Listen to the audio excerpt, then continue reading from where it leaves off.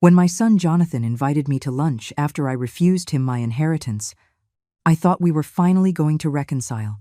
But when I arrived at the restaurant and saw two lawyers sitting at our table, I knew I had walked into a trap. My own son wanted to have me declared incompetent to get his hands on the $3 million my husband had left me. But when they started recording, I smiled and said, "That's wonderful. My lawyer is also recording this from the parking lot. My name is Catherine. I am 71 years old, and for 45 years, I was the most devoted wife you could imagine. I raised Jonathan as if he were my own son, because I adopted him when he was just 3 years old. My husband and I were never able to have biological children, but when we saw that little boy at the children's home, we knew he was ours. We gave him everything: private school, college, trips abroad, a house when he married Cynthia, a prosperous business. Everything. Absolutely everything. When my husband died 6 months ago, he left me an inheritance of $3 million. It was the fruit of a lifetime of work, of sacrifices, of smart investments. But Jonathan believed that money belonged to him by right. Mom, Dad would have wanted me to manage that money. He would tell me constantly, "You don't understand finances. You could lose it all." But I knew exactly what I was doing. I had worked side by side with my husband for decades.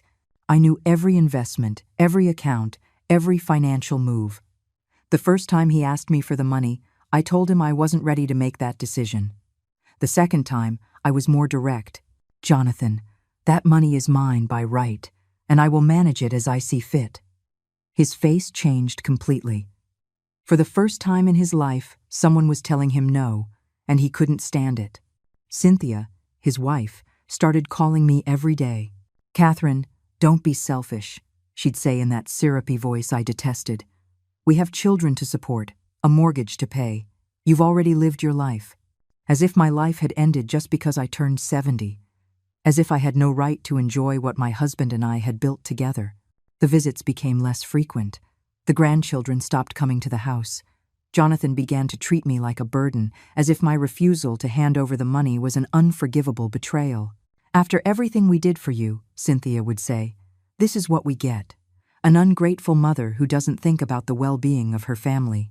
But I had a secret they didn't know about. For the past few months, I had been documenting every conversation, every threat, every attempt at manipulation. My friend Margaret, who worked at the bank, had helped me protect my accounts and had witnessed the pressure I was under. Additionally, I had hired Mr. Davies, a lawyer specializing in family law, who had warned me about the tactics that greedy relatives often use. "Catherine," Mr. Davies had told me, "prepare for the worst. When people like your son realize they can't manipulate you, they resort to extreme measures. Filing for a conservatorship is one of the most common. They will try to prove you lack the mental capacity to manage your own assets." Those words echoed in my mind when Jonathan called me that morning. His voice sounded strangely calm, almost affectionate. "Mom, I know we've had our differences, but you're my mother and I love you. How about we have lunch together tomorrow? There are things we need to talk about." For a moment, my heart filled with hope. I thought he had finally understood, that he was willing to respect my decision. I arrived at the restaurant in the red dress I loved so much, the same one I wore on my last anniversary with my husband. I wanted to look good. I wanted Jonathan to be proud of his mother. But when I walked in and saw the table, I knew immediately that something was wrong. Jonathan was sitting next to Cynthia, and across from them were two men in suits I didn't know. "Mom, come, sit down," Jonathan said with a smile that didn't reach his eyes. "I'd like you to meet Mr. Wallace and Mr. Finch. They're attorneys. We want to talk to you about your financial situation." My blood ran cold. Financial situation, as if I were a child incapable of handling my own money. Mr. Wallace, the older of the two, began to speak in that condescending tone men use when they think women don't understand anything. "Mrs. Catherine, we have reviewed your situation, and we believe it would be advisable for someone younger and with more experience to manage your assets. It's for your own good." "My own good?" I asked, feeling anger begin to boil in my chest. "Who decided I can't manage my own money?" Cynthia shot me a look full of contempt. "Catherine, don't be dramatic. We just want to protect you from yourself." At your age, it's easy to make wrong decisions. It was then that Mr. Finch took out a recorder and placed it on the table. Ma'am, we need this conversation to be recorded for the legal proceedings. Legal proceedings. The words hammered in my mind. My own son was taking me to court. But then I remembered Mr. Davies' words. If they ever try to record you or document anything without your consent, smile and tell them you have your own recording too. And that's exactly what I did. I smiled with all the tranquility in the world and said, "That's wonderful." My lawyer is also recording this. From the parking lot, the silence that followed my words was devastating. Jonathan turned pale. Cynthia's mouth opened and closed like a fish out of water, and the two lawyers looked at each other in a panic. "What lawyer?" "Mr." Wallace stammered, trying to maintain his composure. "Mom, what are you talking about?" Jonathan asked with a nervous laugh that fooled no one. I kept smiling, savoring every second of their confusion. Mr. Davies is out there in his car documenting all of this. Did you really think I would come to an ambush alone? Cynthia was the first to recover. "Catherine, don't be paranoid. No one is ambushing you. We just want to help you." Her voice had lost all its usual feigned sweetness. Now it sounded harsh, desperate. "Help me?" I repeated, tasting the irony. "Help me do what? Hand over my money so you can continue living like parasites?" Jonathan slammed his fist on the table. "That's enough. Stop playing the victim. That money is ours too. Dad worked his whole life thinking about us, about his family." "His family," I murmured, feeling tears threaten to spill. "And what am I then? The maid who took care of you for 40 years? Mr. Finch," the younger lawyer, tried to regain control of the situation. "Mrs. Catherine, we understand this is difficult, but we have testimonies that you have been behaving erratically lately, isolating yourself, making questionable financial decisions." "Testimonies from whom?" I managed to ask, though I already knew the answer. "From your family, who is concerned about your mental well-being." I burst out laughing, a bitter laugh that came from the depths of my soul. "Mental well-being? Since my husband died, Jonathan, you haven't come to see me even 10 times. Cynthia, you haven't asked me how I am even once. The only ones who have cared about my well-being have been my friends and the staff at the bank, who have known me for decades." Mr. Wallace pulled a folder from his briefcase. "We have several documents here that show you have been spending money compulsively. Strange transfers, unnecessary purchases." I held out my hand. "Show them to me." When I saw the papers, I couldn't help but smile again. This? The transfers to the savings account I opened for my grandchildren? The donation I made to the children's home where we adopted Jonathan? The purchase of medication for Margaret, who doesn't have health insurance? Jonathan shifted uncomfortably in his chair. He knew his arguments were falling apart, but his greed was stronger than his shame. "Mom, you don't understand.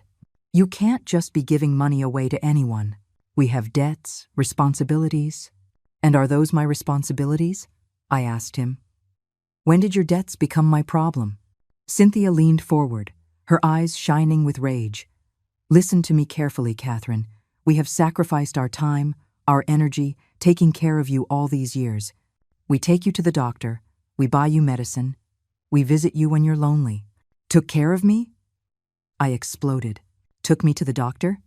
I drive my own car, I pay for my own medicine, and you visit me only when you need something."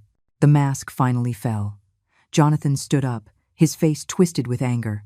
"You're a selfish and ungrateful old woman. After everything we've done for you, this is how you repay us? Preferring strangers over your own family." His words hurt more than I wanted to admit, but I had come too far to back down. "Strangers?" I whispered, feeling as if I'd been slapped. "Margaret has been my friend for 30 years. She was with me when your father had his heart attack. She was with me at the funeral. Where were you? Asking when the will was going to be read." Mr. Finch tried to calm the situation. "Ma'am, we understand there are emotions involved, but the fact is, you need financial supervision. We have the papers here to begin the conservatorship process."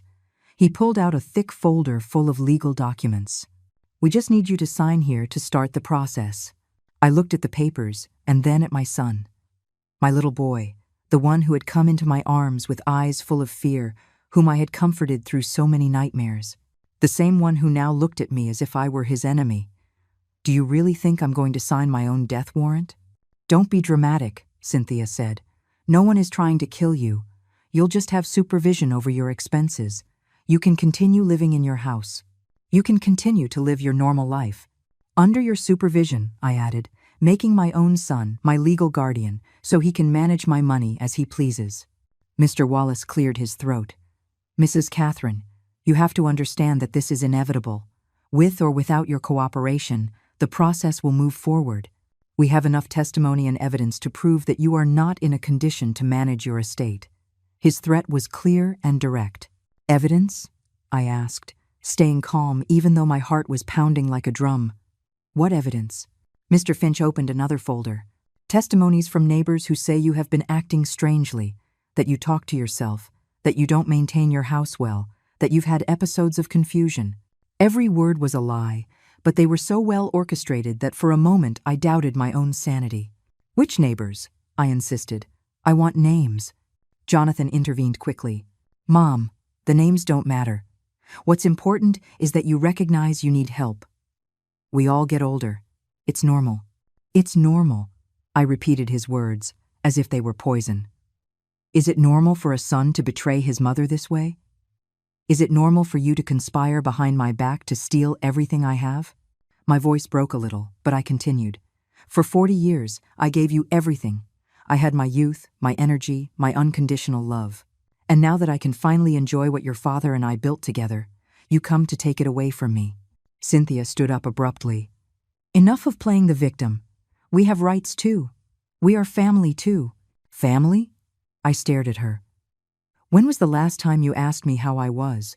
When was the last time you came to the house without asking for something? When was the last time you treated me like a person and not like an ATM? The restaurant began to fill with curious glances. Other tables started turning toward us, whispering among themselves. Cynthia noticed and lowered her voice, but her venom remained the same. Catherine, you're making a scene. This isn't necessary. A scene? I repeated, feeling the humiliation turn into a cold, calculated fury. You know what a scene is? My own son inviting me to a restaurant with lawyers to have me declared insane. Mr. Wallace tried to regain professional control. Ma'am, we understand this is emotional, but the facts are the facts. We have medical documentation that suggests cognitive decline. He pulled more papers from his briefcase. Your primary care physician has reported episodes of forgetfulness, temporary disorientation. My doctor? I asked incredulously. Dr. Ramirez? When did you speak with him? Jonathan avoided my gaze. Mom, Cynthia called him last week. We were worried about you. Worried? My voice rose again. Or looking for ammunition for your lawsuit? Mr. Finch nodded, as if he had just confirmed something important. See, ma'am, this proves exactly what we're saying. You're paranoid, aggressive. You see conspiracies where there are none. I fell silent for a moment, letting them absorb what they had just said. Then I smiled. That smile I had learned to perfect over decades of marriage when I had to handle difficult situations. You know what? You're right, I am paranoid. The four of them visibly relaxed, thinking I was finally giving in. I'm paranoid because for the last 6 months, I have been documenting every conversation, every threat, every attempt at manipulation you have made against me. The look of triumph vanished from their faces. What are you talking about? Jonathan mumbled. I'm talking about the recordings I have of Cynthia telling her sister that I was a stupid old woman who didn't know what was good for her. I'm talking about the phone conversations where you planned how to convince me I needed mental help. I'm talking about the audio where you, Jonathan, told Dr. Ramirez to invent symptoms of dementia in my file. The silence was absolute. Cynthia turned white as a sheet. That's impossible. You don't know how to use that technology. I don't? I took my phone out of my purse. Margaret taught me. It turns out that when you don't underestimate older people, you can learn incredible things, like the fact that there's an app that automatically records all the calls you receive. Mr. Wallace cleared his throat nervously. Ma'am, even if that were true, those recordings would not be legally valid if they were obtained without consent. Without consent? I laughed. You were talking to my doctor about my mental health without my consent. You were planning to have me put under a conservatorship without my consent. I think that gives me the right to protect myself. Mr. Finch tried to salvage the situation. Look, Mrs. Catherine, this doesn't have to be a battle. We can reach an agreement. Perhaps a partial guardianship where you maintain some control, but with family supervision. Family supervision? I repeated the words as if they were a joke. The supervision of people who haven't worked a day in their lives and who live off the rental income that I pay for? Jonathan turned red with anger. We work. I have my business. Your business? I looked him directly in the eye. The same business that your father and I funded with $200,000? The same business that has never made enough profit to maintain the lifestyle you lead? The same business that exists only because I pay the rent on the space every month? Cynthia got up from the table. I'm not going to sit here and listen to these accusations, Catherine. You've changed. You used to be a generous, loving person. Now you're bitter and selfish. I've changed? I stood up too. Or I simply stopped being your slave? I stopped swallowing my pride every time you disrespect me. Mom, Jonathan said, and for the first time in months, his voice sounded genuine. We didn't want it to come to this. We just wanted to protect you. Protect me? I felt the tears finally threatening to spill. Protect me from what? From enjoying my own life? From making my own decisions? From having dignity in my final years? Mr. Wallace tried one last move. Ma'am, the process is already in motion. We have a court order to evaluate your mental capacity. You can cooperate voluntarily, or we can proceed through legal channels. A court order? I felt as if I'd been punched in the stomach. You already went to a judge without even talking to me? It was necessary, said Mr. Finch. We had enough evidence to justify a psychiatric evaluation. Evidence? My voice broke. What evidence? The lies you made up? The testimonies you bought? The conversations you twisted? Jonathan couldn't look me in the eye. Mom, this can all end here. Just sign the papers and we can still be a family. A family? I repeated his words as if they were foreign. What kind of family needs legal papers to steal from each other? I headed for the door. But before I left, I turned back to them. You know what the saddest part of all this is? For 40 years, I thought I had raised a man of honor. I thought the values I tried to instill in you meant something. I thought the love I gave you counted for something. Cynthia shouted from the table. Catherine, you can't just leave. We have to resolve this. Resolve what? I turned to her. Resolve how you're going to steal my dignity? Resolve how you're going to justify having me declared incompetent? Resolve how you're going to live with the conscience of having betrayed the person who loved you most? Jonathan stood up. Mom, wait, don't leave like this. Like what? I asked him. With dignity? With my head held high? Or would you prefer I leave crawling and begging like you hoped I would? Mr. Finch tried to intervene. Ma'am, if you leave now, the process will continue without you. It will be worse for everyone. Worse for everyone? I laughed. Or worse for you? Because for me, the worst has already happened.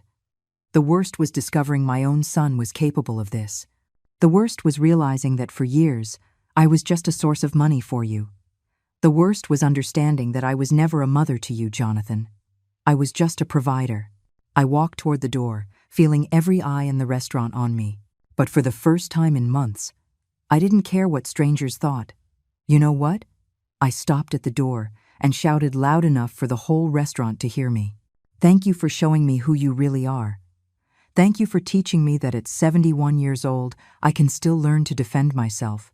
And thank you for proving to me that blood isn't always thicker than water. I walked out of the restaurant with my head held high, but as soon as I got to my car, I collapsed. I cried like I hadn't cried since my husband's funeral. I cried for the son I thought I had and who never existed. I cried for the years of wasted love. I cried for the family I thought I had built, which turned out to be a lie. But I also cried with relief. I had finally seen the truth, and I finally knew what I had to do. I cried for 20 minutes in the parking lot, but they weren't tears of defeat, they were tears of liberation. For the first time in months, I saw the situation with total clarity. My son wasn't a victim of Cynthia's influence. My son was exactly like her.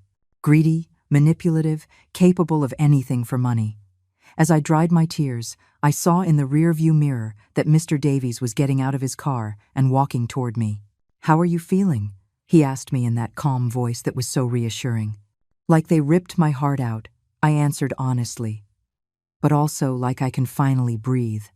"Mr. Davies nodded sympathetically. "Did you get everything you needed?" He held up his phone, where he had been recording the entire conversation from outside the restaurant. Every word, every threat, every lie. "Perfect," he said. "Now we have evidence of coercion, fraud, and conspiracy to commit a crime. But, Catherine, this is just the beginning. They are going to fight back hard." "I know," I murmured, thinking of the court order they had mentioned. "Can they really force me to undergo a psychiatric evaluation?" "They can try," Mr. Davies replied. "But with the recordings we have, any honest judge will see this for what it is. A shakedown." As I drove back home, my mind was working at full speed. For years, I had been the woman who gave in, who kept the family peace at any cost. The one who paid the bills without protest, who smiled when I was disrespected, who pretended not to hear when they spoke of me as if I were a burden. That woman had died in the restaurant. The woman driving home was completely different. When I arrived, I found an envelope under my door. With trembling hands, I opened it. It was an official summons to appear before a judge for a mental capacity evaluation. The process had formally begun. Jonathan and Cynthia had made their move even before speaking with me. It had all been a charade from the start. The lunch invitation, the lawyers, the recording. It was all planned to make it look like they were giving me a chance to cooperate. I immediately called Mr. Davies. "The summons just arrived," I told him. "How much time do we have?" 2 weeks, he answered, after I read him the document. "Perfect. That's enough time to prepare our defense. But Catherine, there's something you need to understand. This is going to be a war. They will try to destroy your reputation. They will lie about you. They will use everything they can against you." "And what do you suggest I do?" I asked, feeling a strange calm take hold of me. "That you do exactly the opposite of what they expect. Don't hide. Don't be ashamed. Don't act like a victim.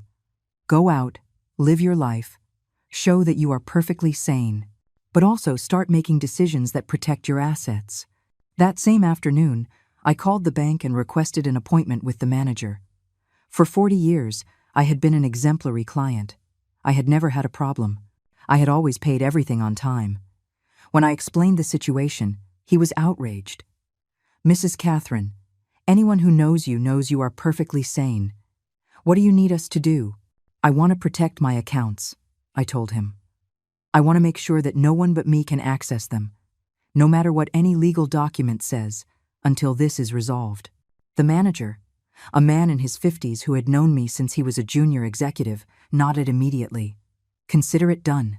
We can also provide you with a complete history of all your transactions for the past 5 years to prove you have always managed your finances responsibly." I left the bank feeling empowered for the first time in months. But when I got home, I found Cynthia waiting for me in my garden. She was sitting on my front steps, as if she had every right to be there. "Catherine, we need to talk," she said as I got out of the car. "Talk?" I looked at her in disbelief. "After what you did today? After conspiring behind my back for months?" "Listen to me," she said, standing up. "This is getting out of control. You know Jonathan loves you. He's just confused, worried about you." "Confused?" I repeated the word as if it were poisonous. "Worried? Cynthia? I saw the papers. You had everything prepared before you even spoke to me. This isn't confusion. This is premeditation." Cynthia changed her tactic. "All right, maybe we were wrong in our approach, but the principle is still the same. Catherine, you're going to die someday. What's going to happen to all that money? Are you going to leave it to strangers while your own family struggles financially? When did you stop being my family and become my creditors?" I stared at her. "Don't be dramatic," she said, reverting to her usual condescending tone. "You know perfectly well what I mean. Jonathan is your son, the grandchildren are your blood. You have obligations to them." "Obligations?" I felt the familiar anger rise in my throat. What obligations do I have to people who only seek me out when they need money? What obligations do I have to a daughter-in-law who constantly disrespects me? Cynthia stepped closer, her eyes gleaming in a way I didn't like. Catherine, you can do this the easy way or the hard way. If you cooperate, we can arrange things so you maintain some independence. If you keep fighting, you're going to end up in a nursing home while we manage all your money. It was a clear and direct threat. A nursing home? I repeated her words, feeling something definitively break inside me. Is that your solution? Lock me away in a home so you can steal my inheritance in peace? Cynthia shrugged. It's not stealing if it's legally ours. And if a judge determines you can't take care of yourself, then it's what's best for everyone. Best for everyone? My voice rose. Or best for you? Cynthia, for 10 years I have paid the mortgage on your house. For 10 years I have paid for my grandchildren's private schools. For 10 years I have financed your vacations, your cars, your whims. And this is what I get in return? Threats? You get love, she said with a fake smile. You get a family that cares about you. You get grandchildren who love you. They love me? I laughed bitterly. When was the last time one of my grandchildren came to visit without you sending them to ask me for something? When was the last time they called just to see how I was? Cynthia lost her patience. Enough of playing the victim. You have more money than you can spend in what's left of your life. It's selfish for you to cling to it when your family needs you. Selfish? The word hit me like a slap. Is it selfish to want to keep my dignity? Is it selfish to not want to be treated like I'm mentally incompetent? Is it selfish to prefer strangers over your own blood? She screamed. Margaret isn't your daughter. Mr. Davies isn't your family. We are your family. My family? I looked at her with all the contempt I felt. My family died 6 months ago. My family was my husband, who truly loved me, who respected me, who never made me feel like a burden. You are just people who live off my money. Cynthia started towards the street, but before she left, she turned back to me. Catherine, this is going to happen with or without your cooperation. You can keep some dignity if you don't fight, or you can lose everything if you insist on being difficult, but the result will be the same. Her words echoed in my mind like a death sentence. That night, for the first time in months, I couldn't sleep. Not out of fear, but out of absolute clarity. Cynthia was right about one thing. This was going to happen with or without my cooperation, but she was completely wrong about the outcome, because I had cards to play too, and I was ready to play them all. At 5 o'clock in the morning, I was already awake, drinking coffee, and planning my counterattack. Cynthia had made a fatal mistake. She had shown all her cards. Now I knew exactly how far they were willing to go. A nursing home, a full conservatorship, total control of my money. But they didn't know what I knew. They didn't know that during 40 years of marriage, I had learned to be a strategist, not just a housewife. I called Mr. Davies at 7 o'clock sharp. I need to make some financial moves before they freeze my accounts, I told him. What do you have in mind? He asked. I want to create an irrevocable trust. I want to donate a significant portion of my inheritance to charitable organizations. And I want to make sure that if something happens to me, Jonathan doesn't see a single cent of what's left. Catherine, Mr. Davies said carefully, that could be seen as an act of revenge by the judge. It could hurt your case. Revenge? I laughed. Is it revenge to protect my money from people who want to steal from me? Is it revenge to ensure my inheritance goes to people who actually need it, instead of to parasites who have already lived off my money for years? That same morning, I went to the bank and transferred $1 million to the children's home where we had adopted Jonathan. I divided another $1 million among 3 charities that helped elderly women who were victims of family abuse. The remaining $1 million I put into a trust that would only become active after my death, with Margaret as the primary beneficiary and administrator. When the bank manager processed the transfers, he looked at me with admiration. Mrs. Catherine, this is going to make a huge difference in many people's lives. That's the idea, I replied. I'd rather my money help people who really need it, not finance the greed of people who already have everything. Leaving the bank, I felt lighter than I had in months. I had protected my inheritance from the clutches of Jonathan and Cynthia, but more importantly, I had found a way to make my money truly matter. For the first time in my life, I was making decisions completely for myself, without thinking about pleasing anyone else. But when I got home, my phone was ringing off the hook. Jonathan had called me 12 times, Cynthia 6 times. There were even messages from Mr. Wallace, the lawyer. It was obvious they had discovered the transfers. Banks are required to report large transactions, and they had probably put alerts on my accounts.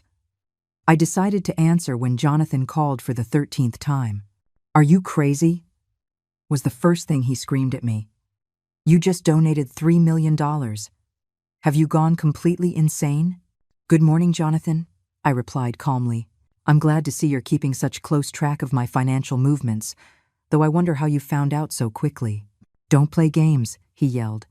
"You just threw away your family's inheritance. You just stole the future from your grandchildren." "Stole their future?" I repeated his words. "Jonathan, my grandchildren have parents who are supposedly able to support them. Or are you no longer working?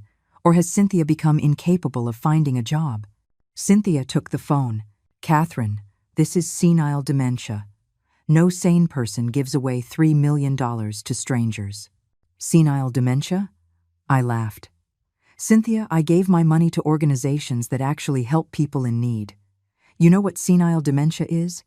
Financing the lifestyle of people who despise me for 10 years. Now you're going to return that money. You will cancel those transfers right now," Jonathan yelled in the background. "Or what?" I asked with a calm that surprised even me.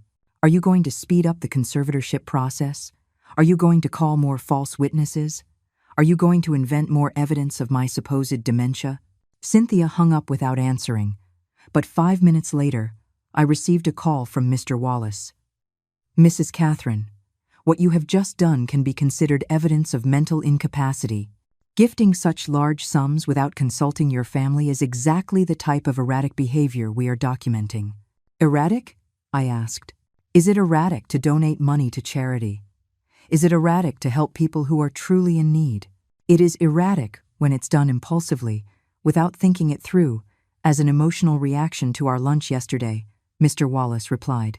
"Ma'am, this only strengthens our argument that you need supervision." "Impulsively?" I laughed. "Mr. Wallace, I've been thinking about these donations for months. I have documentation proving I've been researching these organizations since before you all began your conspiracy against me. It was a lie, but it sounded convincing. Furthermore," I continued, "I have recordings of Cynthia threatening me yesterday with a nursing home if I didn't cooperate. Do you think a judge will see that as a family concerned for my well-being, or as extortionists trying to steal my money?"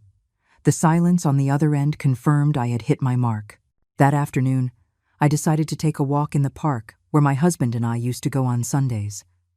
I needed fresh air. I needed to remember who I was before Jonathan and Cynthia tried to destroy my self-worth. As I was walking, I ran into Susan, a neighbor I had known for years. "Catherine, how are you?" she asked, with genuine concern. "I've heard rumors that you're having family problems." "Rumors?" I asked, wondering how far Jonathan and Cynthia's lies had spread. "What kind of rumors?" Susan looked uncomfortable. "They're saying you're having memory problems, that you're acting strangely. They even said you gave away all your money because you're confused." I was quiet for a moment, processing the information. Jonathan and Cynthia were already planting the narrative in the neighborhood, preparing witnesses for the trial. "Susan," I said, looking her directly in the eye, "do I seem confused to you? Do I seem to be acting strangely?" She studied me carefully. "Honestly, Catherine, you look better than I've seen you in months. Calmer, more sure of yourself." "That's exactly the truth," I replied. "I'm better because I finally stopped letting them treat me like garbage." I explained the whole situation to her, from the pressure to hand over my inheritance to the trap at the restaurant and Cynthia's threats. Susan listened with growing horror. "Your own son is trying to have you declared mentally incompetent to steal your money?" she asked, incredulous. "Catherine, that's monstrous." "It is," I replied. "But it's also liberating. I finally see Jonathan for who he really island. I finally understand that for years I've been financially supporting people who despise me." Susan took my hand. "What are you going to do?" "I'm going to fight," I answered without hesitation. "I'm going to prove that I am perfectly sane and that they are the ones acting criminally." How can I help? Susan asked. Could you testify on my behalf if necessary? I said. Could you tell other neighbors the truth about what's happening? And could you help me document that my behavior has been completely normal? Susan nodded firmly. Count on me, and my husband too. We've known your family for years, and we've always seen how they treat you.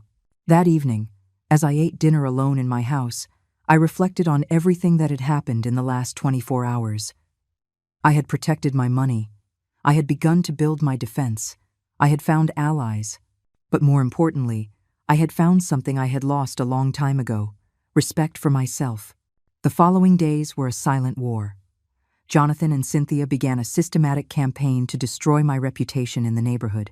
They went from house to house, telling the neighbors I was losing my mind, that I had given away millions of dollars out of dementia, that it was dangerous to leave me alone.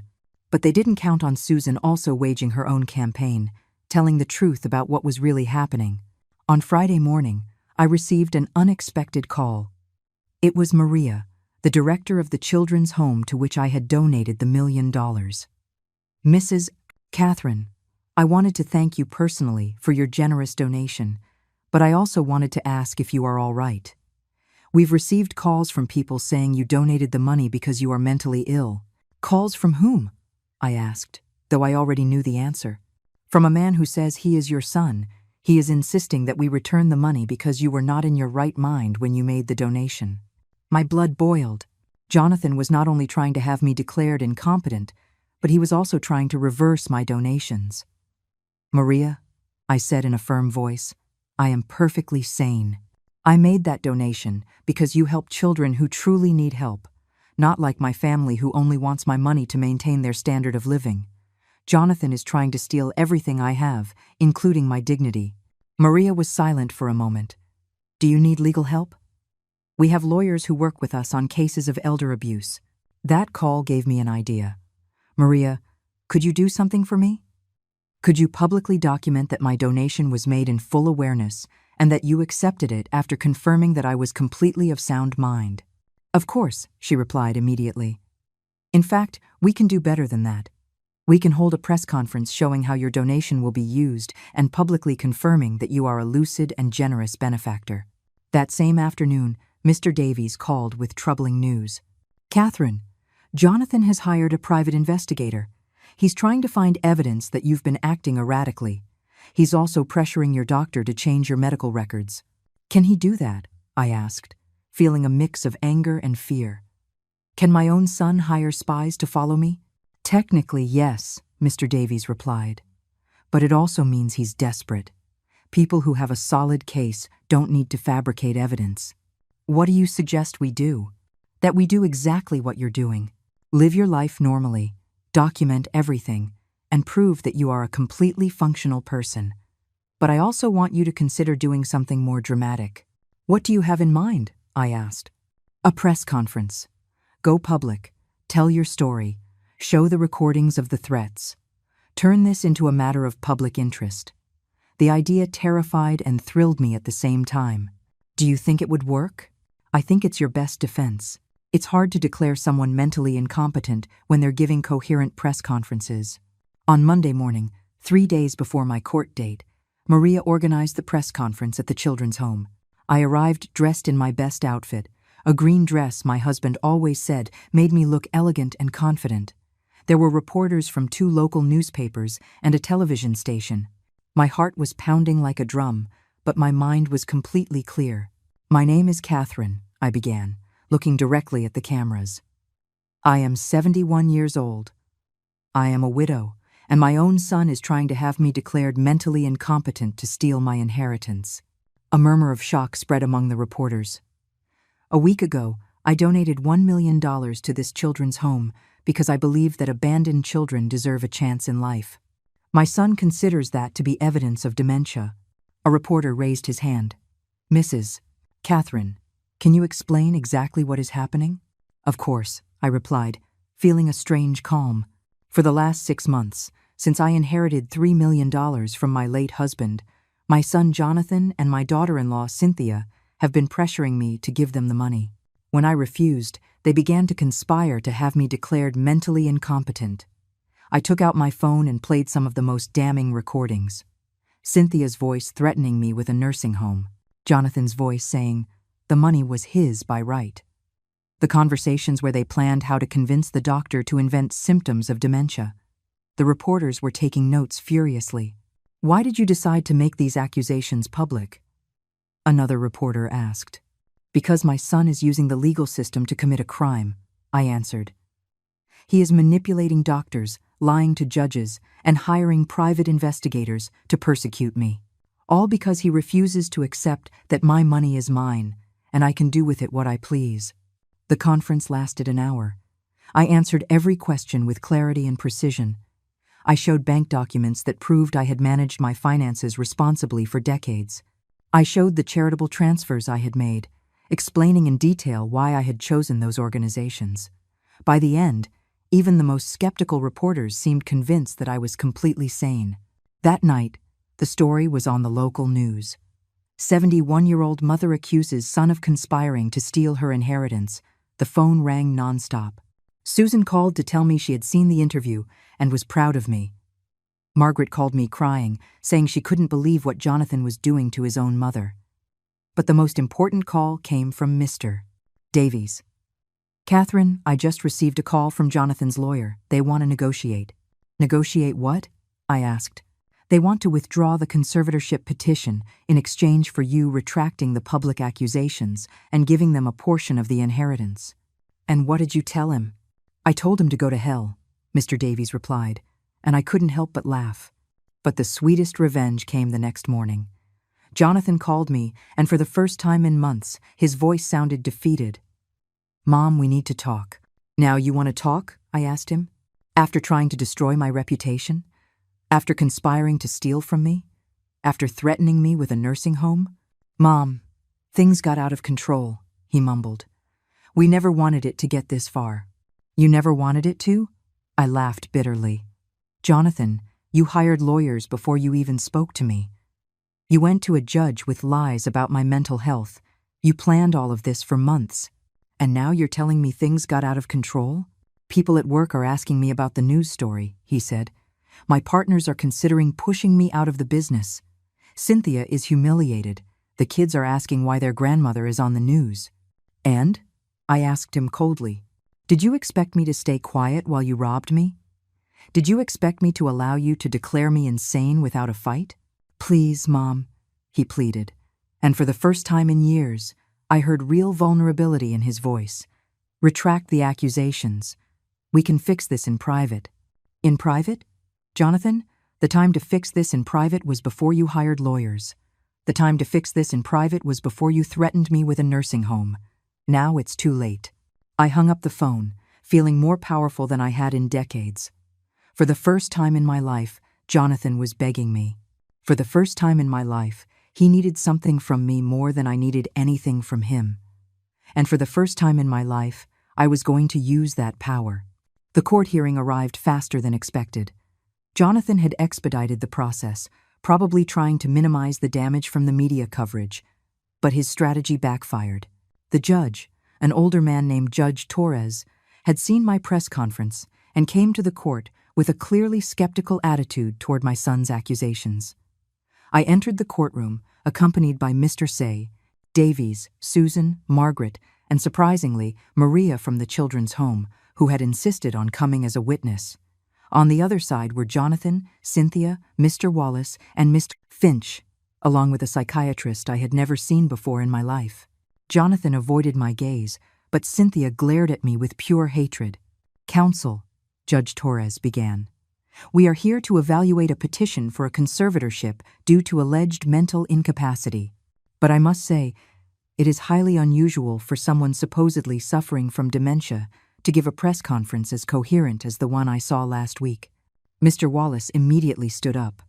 "Your Honor, that press conference is exact evidence of the erratic behavior we are documenting. A mentally stable person would not make such serious public accusations against their own family." The judge looked at him with disdain. "Counselor, if someone were truly conspiring to steal my inheritance, I would make public accusations too. Continue with your case, but I warn you, I will need very solid evidence to consider this petition." Mr. Wallace presented his evidence. The donations I had made, testimonies from neighbors who said they had seen me talking to myself, the falsified medical report. When it was my turn, Mr. Davies stood up with a smile that filled me with confidence. Your Honor, we are going to prove that this petition is nothing more than an attempted theft orchestrated by a greedy son and his manipulative wife. He began by playing the recordings. Cynthia's voice threatening me with a nursing home if I didn't cooperate. The conversation where Jonathan admitted to pressuring the doctor to alter my file. Your Honor, said Mr. Davies, these recordings clearly show that the petitioners are not concerned about my client's well-being. They are concerned about her wallet. Jonathan turned red with shame as his own voice echoed through the courtroom, admitting that he believed my money belonged to him by right. Then came the witnesses. Susan testified that I had been her neighbor for years and had never shown any signs of mental decline. On the contrary, said Susan, Catherine is more lucid and confident now than when her husband was alive. She has stopped allowing herself to be mistreated, and that is not dementia, that is personal growth. Margaret testified about my financial competence. Catherine has managed the family finances for decades. She knows every investment, every account, every move. The donations she made were calculated and generous decisions, not acts of dementia. Maria from the children's home testified that I had been in contact with them for months, planning the donation carefully. But the most devastating moment came when Mr. Davies called Dr. Ramirez to the stand. Doctor, asked Mr. Davies, can you explain to us exactly how you came to the conclusion that Mrs. Catherine suffers from cognitive decline? The doctor looked extremely uncomfortable. Well, I based my evaluation on reports from the family. Reports from the family? Mr. Davies interrupted. Not on an actual medical examination? No, Mrs. Catherine has not come for a consultation in the last 6 months. So, doctor, you diagnosed dementia without even examining the patient? The doctor turned pale. I trusted her son's reports. Mr. Davies then played the recording where Jonathan admitted to pressuring the doctor to invent symptoms. Doctor, Mr. Davies continued relentlessly. Is this your voice on the recording telling Mr. Jonathan that you could include some observations about temporary confusion in my client's file? The doctor could not answer. When it was my turn to testify, I took the stand with my head held high. Mr. Davies asked me detailed questions about my finances, my health, my recent decisions. I answered every question with precision and clarity. I explained exactly why I had made the donations, showing the research I had done on each organization, the months of planning that had been involved. Mrs. Catherine, Mr. Davies asked me, why do you believe your son is doing this? I looked directly at Jonathan for the first time that day. Because for 40 years I accustomed him to living off my money. Because I never taught him the value of hard work. Because I gave him everything without asking for anything in return. And now that I have finally set boundaries, he cannot accept it. Then it was Mr. Wallace's turn to cross-examine me. Mrs. Catherine, don't you find it strange to donate $3 million overnight? No, I replied calmly. I find it strange to have financed the lifestyle of people who despise me for 10 years. That was a bad financial decision. Don't you feel you have obligations to your family? Mr. Wallace insisted. What obligations? I asked him. The obligation to allow them to steal from me? The obligation to financially support adults who are capable of working? The obligation to hand over my dignity along with my money? The courtroom fell silent. Your Honor, Mr. Wallace said desperately. A normal mother would not treat her son this way. This demonstrates an alteration of judgment. Counselor, replied Judge Torres in a cold voice, a normal son would not take his mother to court to steal her inheritance. Continue. The psychiatrist they had hired tried to argue that my donations were evidence of mental decline, but Mr. Davies destroyed him. Doctor, how many times have you examined Mrs. Catherine? None. Have you reviewed her complete medical history? No. Are you aware that she has a master's degree in business administration and managed the finances of a company for 20 years? I was not aware of that. At the end of the hearing, Judge Torres did not need to retire to deliberate. I have heard enough, he said in a firm voice. This petition for a conservatorship is clearly frivolous and malicious. The evidence presented not only fails to demonstrate mental incapacity, but it demonstrates the exact opposite: an intelligent woman defending her assets from greedy relatives. Mr. Jonathan, he addressed my son directly, what you have done here is despicable. You have lied to this court, you have falsified medical evidence, and you have tried to use the legal system to commit theft.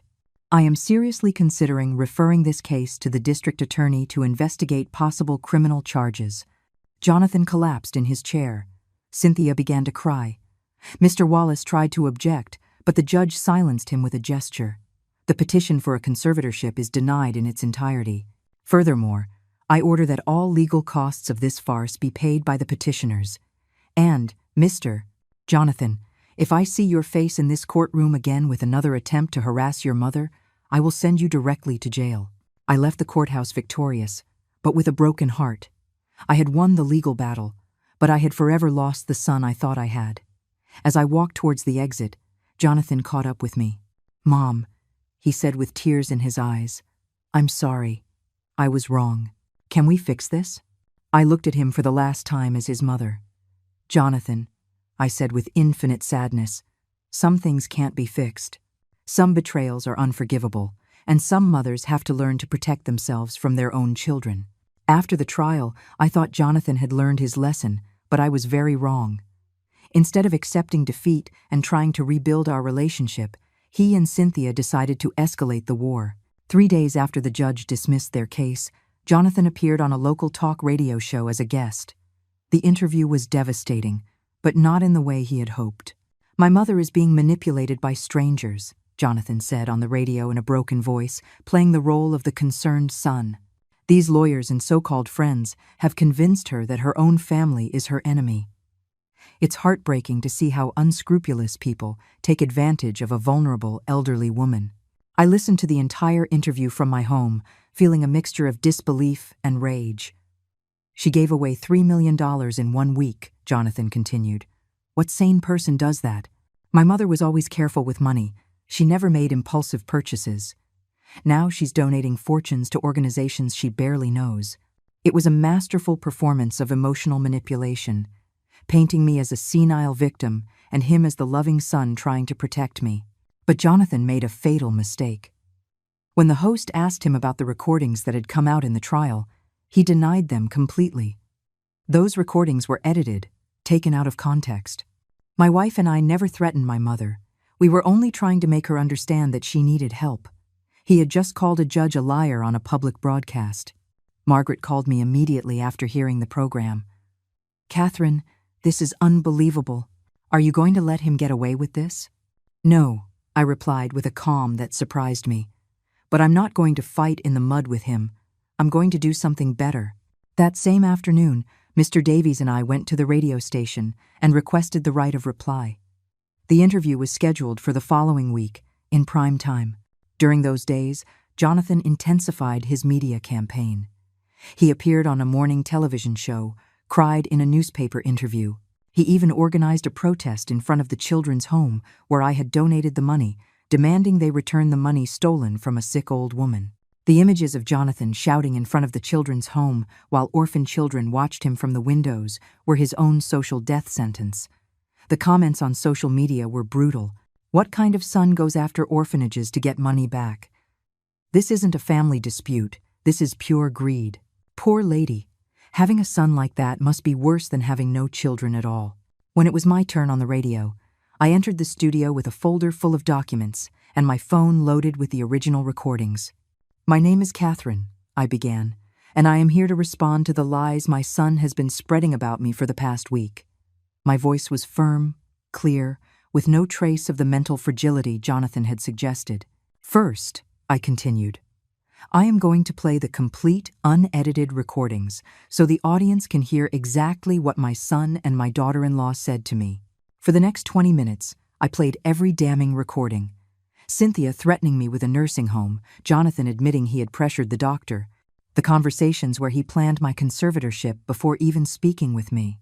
"These are the people who claim to be concerned for my well-being," I said when the recordings finished. "These are the voices of the loving relatives who only wanted to protect me."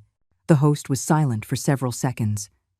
"Mrs. Catherine, These recordings are devastating. They are, I replied. But there's more. I took the documents out of the folder. Here I have the bank records that show that for the last 10 years, I have transferred more than $500,000 annually to Jonathan's account. I paid his mortgage, his children's private school tuition, their vacations, their cars, even their credit card bills. $500,000 annually? The host asked, incredulous. For 10 years, I confirmed. $5 million in total. And when I finally decided to use my own money to help orphan children, he called me demented and selfish. The numbers were irrefutable, documented in every bank transfer. But there is something else the audience should know, I continued, feeling it was time to deliver the final blow. Jonathan is not my biological son. I adopted him when he was 3 years old. We gave him all the love in the world. We raised him as if he were our own. And now that I am 71 years old, he accuses me of not being his real family when I won't give him more money. The impact of that revelation was immediate. You adopted him? Asked the host. And he is suing you for your inheritance. That's right, I replied. My husband and I couldn't have biological children. When we saw Jonathan at the children's home, we knew he was ours. We gave him 40 years of unconditional love. And this is how he repays me. For the past week, I continued, Jonathan has said that strangers have manipulated me against my family. But the truth is, my family died 6 months ago when my husband died. Jonathan and Cynthia are just people who have lived off my money for years and who are now furious because I set boundaries. The interview lasted 2 hours. I answered every question with documents, recordings, irrefutable evidence. By the end, even the most skeptical host was convinced that I was the victim of an elaborate scam attempt. Mrs. Catherine, he said at the end, what advice would you give to other older people who are going through similar situations? Do not be afraid to defend yourselves, I answered without hesitation. Document everything. Seek legal help. Do not let them intimidate you. And above all, understand that blood is not always thicker than water. Sometimes the people who love us most are the ones we choose, not the ones we got by genetic luck. That night, after the interview, my phone didn't stop ringing. Calls of support from neighbors, from strangers who had heard the program, even from other elderly people who were going through similar situations. But the most important call was from a national television producer. Mrs. Catherine, he said, I would like to invite you on my program next week. Your story has resonated with many people. I think you could help others who are being victimized by their own families. I accepted immediately. If my story could help even one more person, it was worth exposing myself publicly. But Jonathan did not remain silent. The next day he posted a video on social media, crying in front of the camera. My mother is being manipulated by people who want to destroy our family, he said through tears. These charities are using her for their own ends. My mother was a loving and generous woman. Now she is bitter and vengeful. The video had the opposite effect of what he had hoped. The comments were brutal. Are you really going to cry because your mom donated her money to orphan children? What a shameful son. Your mother is right to cut you off. This man is obsessed with money that isn't his. The video went viral, but for all the wrong reasons. That night, Cynthia appeared at my door. She looked defeated, humiliated. Catherine, she said in a tired voice, this has to stop. We're losing everything. Jonathan lost 2 important clients. My friends have stopped talking to me. The children are being bullied at school. And? I asked her coldly. And? She repeated, incredulous. Is that all you have to say? You're destroying our lives. I'm destroying your lives? I laughed. Cynthia, you started this war when you conspired to steal from me. You escalated it when you lied to a judge. You continued it when Jonathan decided to lie publicly on the radio. I am just defending myself. Cynthia stood in my doorway, tears running down her cheeks, but they no longer moved me. Please, Catherine, she begged, the children are not to blame for this. Jonathan lost his job. We're losing the house. We don't know what we're going to do. I looked at this woman who for years had treated me like dirt and felt a strange mixture of satisfaction and sadness. Cynthia, I told her with a calm that surprised me. For 10 years you lived off my money without really working. I paid your mortgage, your luxuries, your vacations. You never thanked me. You never treated me with respect. And when I finally said enough, you conspired to steal everything from me. And the grandchildren? I interrupted her. The same grandchildren who haven't visited me in months because you kept them away from me? The same children you used as emotional blackmail to pressure me? Cynthia, you turned those children into weapons against me. Now live with the consequences. Cynthia left crying, but I no longer felt guilty.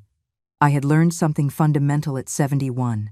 It was not my responsibility to save people who had chosen to destroy me. For decades, I had carried everyone else's guilt. I had paid for others' mistakes.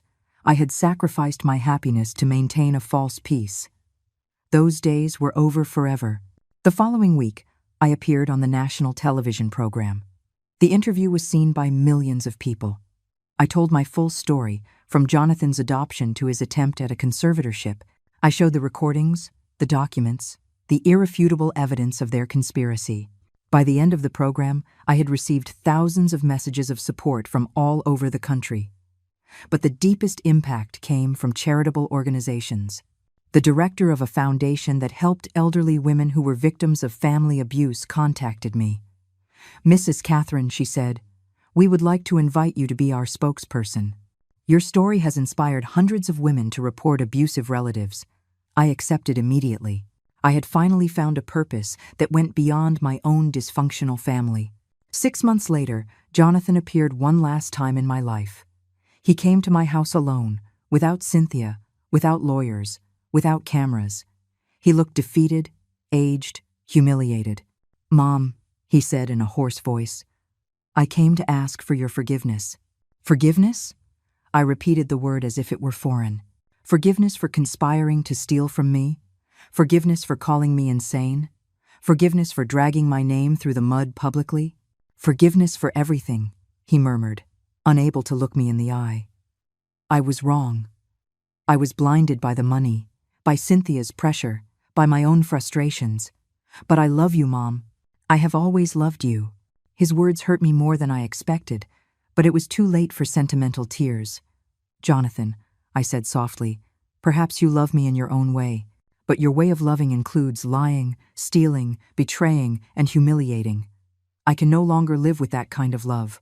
He broke down in front of me, crying like the 3-year-old child I had adopted 40 years ago. But I was no longer the woman who ran to comfort him every time he cried. "What do I have to do for you to forgive me?"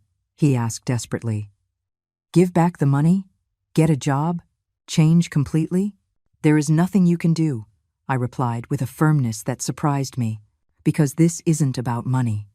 It's about respect, dignity, and true love. And those things cannot be bought or returned once they are lost." "But you're my mother," he said, playing his last card. "You'll always be my mother." "No," I replied, feeling something release in my chest. "Your mother died the day you decided to betray her. Your mother died when you chose money over love. Your mother died when you conspired to have her declared insane. I am just the woman who raised you, and that woman no longer exists." Jonathan left that afternoon and never came back. I heard through third parties that he and Cynthia divorced, that they lost the house, that he moved to another city. The grandchildren grew up without really knowing their grandmother. But it was no longer my responsibility. I had learned that you cannot save people who do not want to be saved. And you cannot love people who hate you for setting boundaries. Today, 3 years later, I live in a new house, smaller but quieter. Margaret comes to visit me every week. Susan and I organize dinners for other older women who have gone through similar situations. I work as a volunteer counselor for victims of family abuse, and my story has helped dozens of people find the courage to defend themselves. The charities that received my donations send me regular reports on how they are using the money. Children who now have an education, women who escaped abusive relationships, elderly people who receive dignified care. My money is doing exactly what I always wanted it to do, making a real difference in the world. I don't regret adopting Jonathan. He was an innocent child who needed love, and we gave it to him completely. But I do regret not setting boundaries sooner, not demanding respect, confusing generosity with self-destruction. I learned that being a good mother does not mean being a martyr, and that loving someone does not mean allowing them to destroy you. At 74, I finally understand something that took me a lifetime to learn. Real family is not the one that shares your blood, it's the one that shares your values.